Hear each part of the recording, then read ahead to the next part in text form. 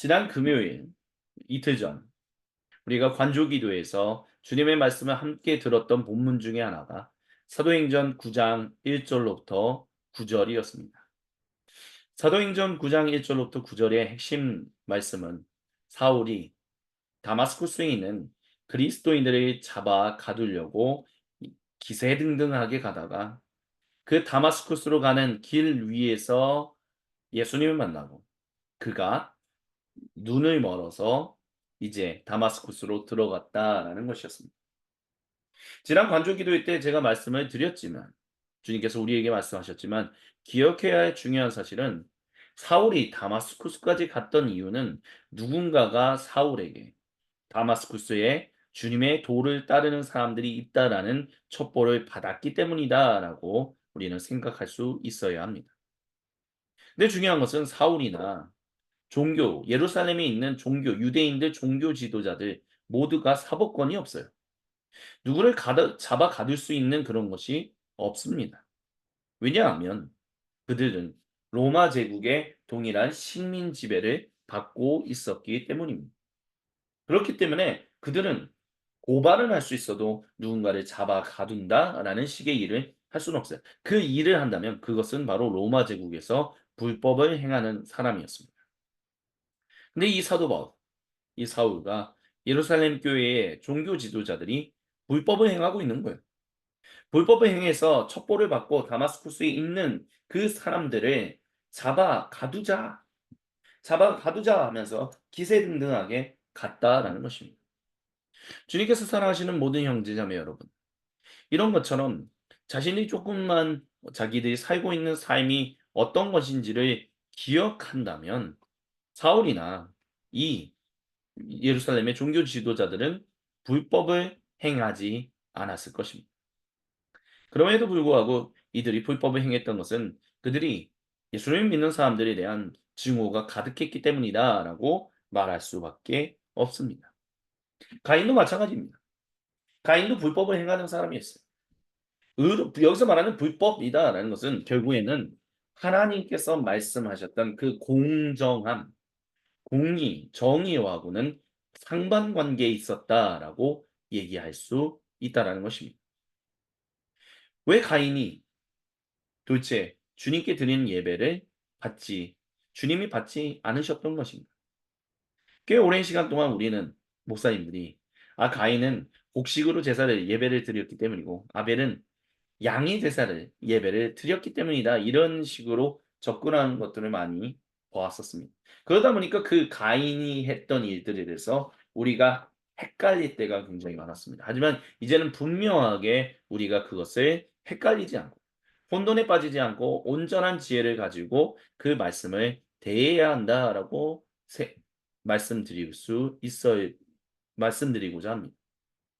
왜 그러냐면 가인이 주님께 예배를 드리셨는데 주님께서 예배를 받지 않으셨던 이유는 그냥 단순하게 무엇인지는 모르겠지만 가인이 하나님 앞에서 정의를 행하지 않았기 때문이다라고 얘기할 수 있다라는 것입니다. 가인이 하나님의 공정함에 온전하지 않았기 때문입니다. 그와 다르게 아벨은 굉장히 공정한 하나님이 보시기에 의로운 사람으로 살아가고 있었기 때문에 주님께서는 아벨의 예배를 받으시고 가인의 예배를 받지 않으셨다라는 것입니다. 근데 결국에는 이 가인에 대해서 지금 사도 요한이 이야기하면서 우리는 가인과 같은 사람이 되지 말아야 합니다라고 합니다. 중요한 것은요. 창세기 4장에서 나오는 중요한 이야기의 핵심. 너는 죄를 다스려야 한다. 이것은 하나님을 대적하는 세력들을 맞서서 싸워서 이길 수 있다라는 것을 얘기하고 있는 것입니다. 그렇기 때문에 사도 요한이 우리는 가인과 같은 사람이 되지 말아야 한다라고 얘기하는 것은 단순히 타락한 사람, 단순히 공정하지 못한 사람, 단순히 불법을 행하는 사람, 즉 사도 바울이나 예루살렘의 종교 지도자들이 그랬던 것처럼 불법을 행하는 사람으로 살지 말아야 한다라는 얘기를 하는 것이 아니라 물론 그것도 포함하는 거죠. 하지만 더 나아가서 무엇을 하지 말아야 하는가? 가인과 같은 사람이 되지 말아야 하는 중요한 핵심은 바로 우리가 죄를 다스릴 수 있는, 주님과 함께 더불어 그 죄를 다스릴 수 있는 사람들인데, 죄를 다스리는 것을 포기하고 결국에는 가인처럼 불법을 행함으로 인하여 그 마음속에 분노가 가득 차고 증오가 가득 참으로 말미암아 결국에는 아벨을 죽이는 그런 일들을 해서는 안 된다. 그런 사람들이 돼서는 안 된다라고 지금 얘기하고 있다라는 것입니다. 그래서 가인이 악한 자에게 속한 사람이어서라고 사도 요한은 얘기합니다. 악한 자에게 속한 사람이란. 여기서 어떻게 이 고대 그리스어 원문을 어떻게 볼 것이냐에 대해서는 설왕설래가 있습니다. 어떤 사람들은 악한 자에게 속한 사람이다라는 말은 단어 한마디로 말하면 진실로 악한 존재에게 속한 존재다라고도 얘기할 수 있다. 뭐 그렇게 얘기할 수도 있고요. 아니 어떤 사람들은 그냥 가인은 악한 사람 중에 한 명인데 그거를 그냥 조금 문학적으로 악한 자에게 속한 사람이다. 이렇게. 그러니까 가인 자체가 악한 사람인데 그냥 악한 자에게 속했다라는 식으로 이해할 수 있다. 문학적으로 그렇게 표현했다. 그렇게 얘기하는 사람도 있다라는 것입니다. 근데 우리가 지금 주님께서 창세기에 가인에게 말씀하셨던 것처럼 죄가 너를 지금 지배하려고 너의 마음 문 앞에 있으나 너는 그 죄를 다스려야 한다라고 얘기했다라는 그 말씀. 물론 창세기 4장의 이 말씀도 굉장히 어려운, 되게 말을 만들기가 굉장히 어려운 히브리 원문입니다. 그래서 그 본문 자체를 어떻게 다스려야 할 것인가라는 부분에 있어서는 끊임없이 구약 성경 학자들 가운데 치열한 논쟁이 있습니다. 가령 만약에 우리가 지금 현재 세번역 성경이 번역하고 있는 대로 정말로 너가 그 죄를 너를 잡아삼켜 먹으려고 하는 그 고발자가 너희 앞에서 호시탐탐 기회를 노리고 있지만 너가 그것을 이길 수 있다면 결국 여기서 말하고 있는 요한일서에서 12절에서 말하고 있는 악한 자에게 속한 사람이다라는 것은 단순히 가인이 이 꼴 악한 사람이다라고 얘기하는 것보다는 가인이 결국에는 자기의 마음을 다스리지 않고 죄를 다스리지 않고 악한 고발자를 다스리지 않고 결국에는 그 존재의 노예가 되었다라는 식으로 우리는 읽을 수 있다라는 것입니다. 즉 악한 자에게 속하지 말라라는 거죠. 주님께서는 우리에게 그리고 그 본문은 우리가 예배로의 부름에서 요한복음서 가장 위대한 선교라고 우리가 보통 얘기하는 오전난 가장 온전한 선교가 무엇인가라고 얘기할 때 성령을 받으라라고 하는 그 요한복음서 20장의 그 말씀 너희가 누구의 죄든지 용서해 주면 그들이 용서받을 것이요 너희가 용서해 주지 않는다면 그렇지 못할 것이다라는 말씀과도 긴밀하게 연관관계가 있다라는 것을 우리는 볼 수 있어야 한다는 것입니다. 왜냐하면 결국에는 너가 그 너희의 고발자들이 하나님을 대적하는 고발자 악한 영적 세력이 너희를 잡아삼켜 먹으려고 하는 너희를 노예 삼으려고 하는 그 모든 것들을 이겨내야 한다. 이겨낼 수 있다라고. 그래서 너희는 성령을 받으라. 즉 하나님의 형상을 회복한 사람으로서 이제는 그 일을 하라라고 얘기하고 있다라는 것입니다. 하나님의 형상을 회복한 사람으로서 이제 너희는 진실로 온전한 증인, 예수님의 증인이죠. 근데 예수님은 어떤 분입니까? 온갖 고발과 온갖 험담과 온갖 음해와 별의별 일들을 다 당했어요. 쫓겨나고 목숨을 잃을 뻔한 경우도 많았고 아무도 환호해 주지 않은 경우도 있었고 결국에는 많은 사람들이 환호해 줬지만 일주일 만에 예수님을 십자가에 못 박으시오라는 수많은 증오하는 사람들만 그 사람들에게 둘러싸인 채 십자가에서 목숨을 잃으셨습니다. 근데 바로 그 일로 인하여 우리를 속전해 내셨다. 우리를 구속해 내셨다라고 초대교회부터 주님의 몸된 교회는 예수님이 하신 일들을 계속해서 증거하고 증인으로서 살아가고 있습니다. 즉, 그 모든 것들에 이사야서 53장에서 얘기했던 것처럼 그는 잠잠한 양, 아무 말 하지 않는 어린 양과 같아서 그냥 그렇게 목숨을 잃으셨다는 것이죠. 예수님이 바보이시기 때문에 예수님이 아무것도 아니시기 때문에가 아니라 그것들의 그 고발자들의 고발에 사로잡혀서 내가 죄의 노예가 된다. 하나님을 대적하고 하나님이 잘못됐다라고 하는 그 고발자들의 노예가 되어 버리는 것이 온전하지 못한 것이다라는 것을 누구보다도 우리 주 그리스도 예수님께서 아셨기 때문에 그분은 침묵하셨고 그분은 잠잠한 가운데 계셨다라는 것입니다. 그래서 예수님은 그렇게 아무 말씀하지 않으시고 십자가에서 오히려 "저들의 죄를 용서해 주십시오. 저들은 저들이 하는 일을 알지 못합니다."라고 하면서 "내가 다 이루었다."라고 하면서 숨을 거두셨다라는 것입니다. 악한 자에게 속하는 삶이 아니라 예수님처럼 악을 다스리는 삶. 요한복음서에서 20 장에서 예수님께서 부활하신 예수님께서 제자들에게 말씀하신 이야기의 가장 중요한 "내가 너희를 보낸다."라고 하는 그 중요한 증인의 삶의 가장 최고의 정수는 바로 죄의 노예가 아닌 죄의 노예에 속하는 것이 아닌 하나님의 형상을 가진 자로서 그 죄를 다스리는 사람이 되어라라고 얘기하고 계시다는 것입니다. 그 죄를 다스리고 너의 인생을 다스리고 세상에 주님의 살아계심과 주님의 승리하심을 너희가 증거한다. 세상이 그것으로 인하여 하나님이 계심을 하나님이 사랑이신 것을 알 것이다라고 사도 요한은 우리에게 이야기해 주고 있습니다. 그리고 그것을 우리가 미가서와 연관해서 본다면 그것이 바로 이미 주님께서 우리에게 가르치신 것이다라고 얘기합니다. 주님께서 이미 세상의 기초를 놓으셨을 때 공정함과 공평함과 정의로 세상의 기초를 놓으셨다라고 주님은 분명하게 말씀하고 계십니다. 그 공정함 가운데서 너희가 그 공정함을 누리면서 살아가는 존재. 하지만 기억하십시오.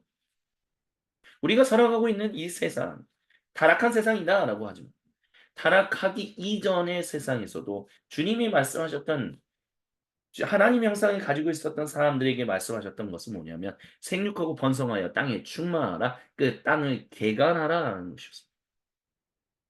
즉 에덴 동산 중심에 있는 그 에덴이란 지역의 동산에서 이제 사람들이 퍼져나가서 이제는 전 세상으로 확장되어서 그 모든 곳이 하나님의 거룩한 창조 세계가 열매 맺는 세상이 되도록 너희는 일하면서 살라라고 다스리라 청지기로 살아가라라고 주님은 말씀하셨다라는 것이죠. 근데 우리가 청지기로 살아가는 동안 우리가 하나님의 형상으로 살아가는데 각자는 다 다른 고유한 하나님의 형상을 가지고 있잖아요. 그 각자 다른 고유한 하나님의 형상을 가지고 있는 사람들이 만나서 살아갈 때 갈등이라는 것이 교환이라는 것이 존재할 텐데 갈등이라는 것이 존재하지 않을까요? 오해라는 게 아예 없을까요? 아니요. 분명히 있을 겁니다. 오해라는 것도 있을 수 있고요. 갈등이라는 것이 분명히 있을 수 있습니다. 우리가 맺는 인간관계, 타락한 세상에서야 그런 것들이 있지. 부활하신 예수님이 다스리시는 그 세상에는 더 이상 갈등과 뭐 이런 것들이 없을 거야. 근데 중요한 것은 오해가 있을 수 있다라는 거예요. 근데 그곳에서는 이미 승리한 사람들 뭐예요? 어떤 승리한 사람들이에요? 그 죄의 노예에 사로잡히는 자가 아니라 그 죄를 다스리는 자로서 승리한 사람들이 이제는 살아가는 곳이기 때문에 갈등이 생기고 오해가 생기고 별의별 일이 생기지만 그것이 증오로 변질되지 않고 그것이 불법으로 변질되지 않는다라는 것이. 그렇기 때문에 우리가 맺는 모든 인간관계는 진실로 참다운 인간관계가 될 수밖에 없다라고 얘기할 수 있다라는 것입니다. 그 일을 위하여 주님께서 우리에게 기초를 놓으셨다라고 미가 예언자는 우리에게 얘기하시고 또 미가 예언자를 통해서 주님이 말씀하시는 것은 무엇이었냐? 그래서 너희는 매를 순히 받고 하나님이 인도하시는 그 길을 따라가야 한다. 그런 말씀이 6장 9 절에 있었다는 것을 우리는 기억해 볼 필요가 있습니다. 관주기도회 때 지난 금요일에 관주기도회 때 주님이 우리가 사무엘기상 한나의 기도에 대해서 우리가 함께 또 주님의 말씀을 함께 들었습니다. 한나가 기도했지요. 한나가. 자녀를 낳지 못함으로 인해서 어려운 가운데 있었습니다. 그것을 가리켜서 오래전부터 그리스도교 영성가들은 그것이 바로 영혼의 어두운 밤이다라는 것을 보여주는 성경적인 증거다라고, 성경 장면이다라고 얘기해 오고 있습니다. 영혼의 어두운 밤, 그게 무엇입니까? 바로 사울이, 사도행전 9장에서 사울이 경험했던 일. 부활하신 주님이 그 빛으로 찾아오셔서 결국에는 쓰러졌어요. 너는 도대체 나를 왜 핍박하느냐라는 그 하늘에서 울려 퍼지는 소리에 당신 도대체 누구십니까? 라고 했을 때 그 말씀, 그 음성, 나는 내가 핍박하는 예수다라고 얘기해요. 너는 이제 다마스쿠스로 가라. 근데 내가 너에게 해야 할 일을 알려줄 것이다. 근데 일어났는데 눈이 멀었어요. 안 보여요. 그래서 사람들이 인도하면 따서 겨우겨우 조심조심히 들어가서 3일 동안 그러니까 눈이 먼 상태로 기도하며 금식하며 있었다라고 거룩한 누가는 이야기합니다. 그게 영혼의 어두운 밤이에요. 아무것도 안 보이지 않는 것, 주님이 허락하신 거죠. 물론 매를 맞았다라고 얘기할 수 있어요. 하지만 그 매를 맞는 이유가 무엇입니까? 가인이 너는 왜 죄를 다스려야 한다? 나는 그 꾸중을 듣고 있습니까? 그 이유는 왜 가인이 영혼의 어두운 밤을 지금 경험하고 있습니까? 중요한 핵심은 그것으로 말미암아 너가 주님과 함께 온전한 관계로 돌아오게끔 하기 위해 가인에게 온전한 밤, 영혼의 어두운 밤을 허락하셨다는 거죠. 즉 강렬한 빛을 맞이하면 그 당시에 눈이 멀었던 것이 하지만 주님이 허락하신 어둠이 다시 주님의 강렬한 빛 가운데서 완전히 사라질 때 주님과 함께 더불어 더 깊은 그 생명의 관계를 누릴 것을 우리 주님은 아시기 때문에 한나에게 사울에게 그와 같은 영혼의 어두운 밤을 허락하실 때가 있다는 것입니다. 그러니까 우리가 지금 이 세상에서 증인으로 살아가는 것도 그런 영혼의 어두운 밤을 지나가는 거예요. 왜요?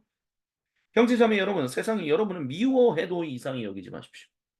아니, 살아계신 하나님을 증거하고 생명의 말씀을 증거하며 우리가 그 사랑을 증거하며 진정한 청지기 왕 같은 제사장이 뭔지, 진정한 왕들의 삶이 뭔지, 진정한 여왕들의 삶이 무엇인지를 우리의 인생을 통해서 증거하는데 그것을 기쁨으로, 즐거움으로, 감사함으로 송축하면서 증거하는데 세상이 우리를 미워한다. 왜 우리가 그런 어두움을 지나가게 하십니까? 왜 우리가 빛 가운데로 가지 못하게 못 가는 것처럼 보이게 하십니까? 근데 그런다 할지라도 이상히 여기지 말라라고 사도 요한은 우리에게 얘기하고 있다는 것입니다. 왜요? 우리는 이미 죽음에서 즉 영혼의 어두운 밤이 아니라 이미 불법을 행하고 있었던 완전한 죄의 노예, 악의 노예, 멍청하고 어리석은 사람에서로부터 우리를 생명을 옮기셨기. 우리가 지금 겪고 있는 이 어두운 밤은 그런 우리가 이전에 주님을 몰랐을 때 경험하는 그것과는 완전히 다르다는 것을 우리는 안다는 것을 사도 요한은 선포하고 있다는 것입니다. 그래서 이것을 아는 것이 무엇입니까? 우리가 형제 자매를 사랑하기 때문이다. 여기서 말하는 사랑이라는 것, 여기서 말하는 사도 요한의 사랑은 유대인 출신의 성도와 비유대인 출신의 성도가 결국 극렬하게 대립하고 있는 특별히 요한 서신은 우리가 언제쯤 쓰여졌을 것이냐라고 있었을 때 요한계시록이 쓰여지기 전 그러니까 그 뭐죠? 유배라고 하는 바트모스 섬, 반모섬이죠. 반모섬에 유배당하기 전에 쓴 본문이에요. 그러면 적어도 언제냐면 사도 바울이나 사도 베드로가 순교당한 60년 AD 60년 주 1세기 60년 이후다라고 얘기할 수 있습니다. 70년, 80년 이때는 이미 얀니아 회의에서 이미 유대인들은 그리스도인들을 저주하는 기도문을 채택하고 그 기도문을 회당에서 기도하는 일들이 일어나고 있었고 유대인 출신의 성도들이 점점 줄어들고 있으며 비유대인 출신의 성도들도 점점점 더 유대인들을 멀리하고 있는 일들이 조금씩 조금씩 그 간극이 점점점 심해지고 있는 시기가 바로 이때였다라고 얘기할 수 있습니다. 그때 사도 요한은 사도 바울처럼 사랑하라라는 것은 유대인 출신의 성도나 비유대인 출신의 성도가 일단 먼저 함께 사랑하는 것입니다. 그것을 넘어서서 유대인들을 사랑하고 그것을 넘어서서 비유대인들을 사랑하고 그것을 넘어서서 누군가를 사랑하고 그거다라고 얘기하고 있다는 것입니다.